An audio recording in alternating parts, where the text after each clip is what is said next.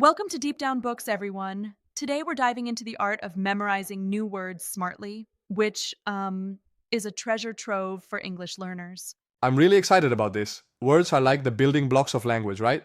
Exactly. It's all about building that foundation. Vocabulary is the heart of our conversations. Without it, you're kind of, stuck trying to describe your dreams or even your Yep. feelings. And it's not just about knowing a word, it's about embedding it into your memory and using it properly. How do you think that happens best? Well, one of the coolest methods, and it really takes the edge off the stress of memorizing, is spaced repetition. Instead of cramming, you review words at carefully spaced intervals. Think of it. It's like giving your brain little booster shots.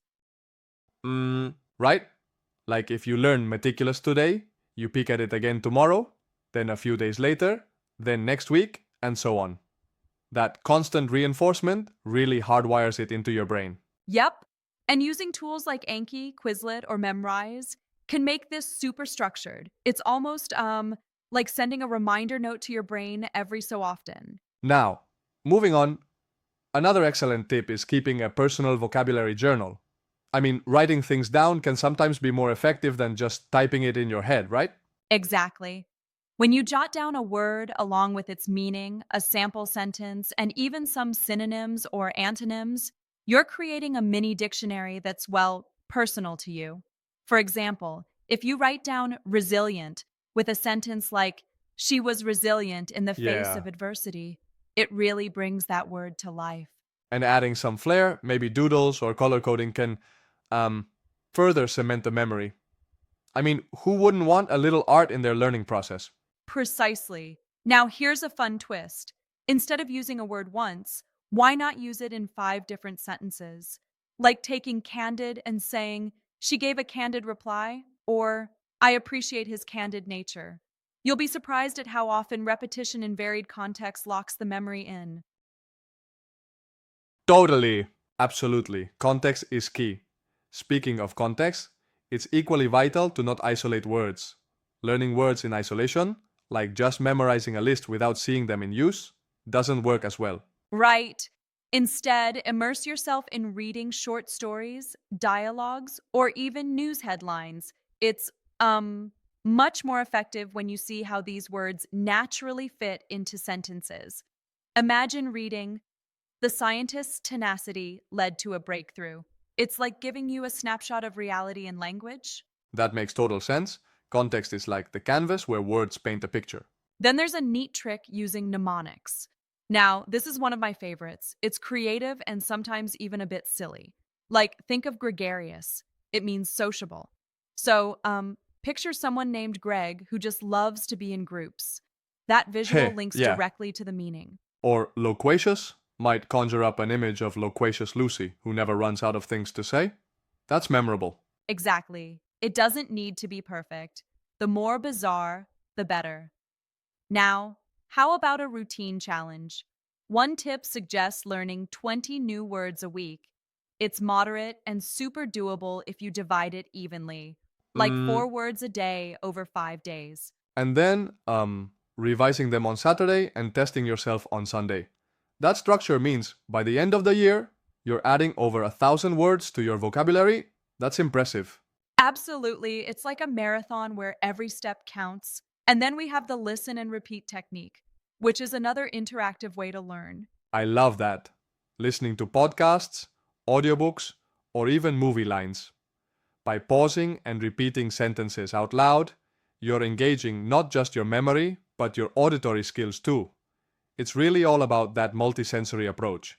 Right? It's like training both your ears and your mouth, which is crucial for mastering pronunciation along with Definitely. vocabulary. And learning should be fun, which is why vocabulary games are such a fantastic tip. Games like word association, vocabulary bingo, or even Wordle transform learning into a playful challenge. Yep. Even playing Scrabble, Boggle, or apps like Duolingo can make the experience enjoyable. I mean, it's hard to say no to a game that strengthens your brain. Absolutely right. Then there's the crucial tip about engaging in real conversations using these new words. Using them in dialogue, even if it feels awkward at first, really cements them into everyday language. Exactly. Try dropping exuberant in a conversation instead of just saying happy. It might feel a bit unusual at first, but it's a leap towards fluent Yep, makes expression. sense. And then we have some inspiring real-life examples. Think of Priya, who used spaced repetition and daily reading, and then practiced speaking regularly. She hit a band 8 in her IELTS exam. Or Ahmed from Cairo, who joined an English club and kept a daily journal. In just a few months, his vocabulary and confidence skyrocketed. These stories are, the proof in the pudding of how effective these techniques are. Right, really motivating? Now, let's not forget the bonus tip, storytelling. Imagine crafting a little narrative using 10 new words. It's like, well, you're not just learning words, you're weaving them into your own creative tapestry. Exactly. Consider a story about a gregarious old man with candid stories and a resilient spirit.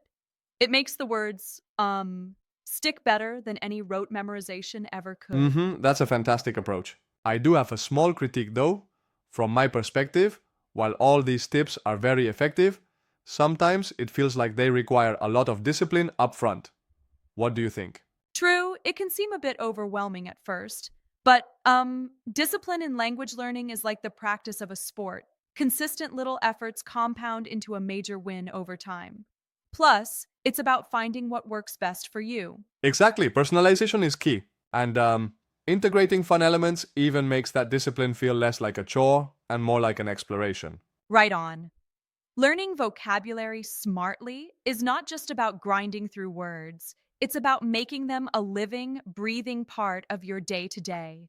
Whether you're using spaced repetition, journaling, or even playing games, each method is a tool in your Definitely. toolbox. I guess it all boils down to one thing: exposure and practice. The more you immerse yourself, the more naturally new words build up in your mind. Exactly. Remain curious, be consistent, and enjoy the process, even when you make mistakes. Every error is just another chance to Yep, learn. I think that sums it up nicely. With these tips, learners can really take their vocabulary to a whole new level. And hey, when I'll hear someone say, "I'm feeling quite exuberant today," it'll remind me of our chat here. Absolutely.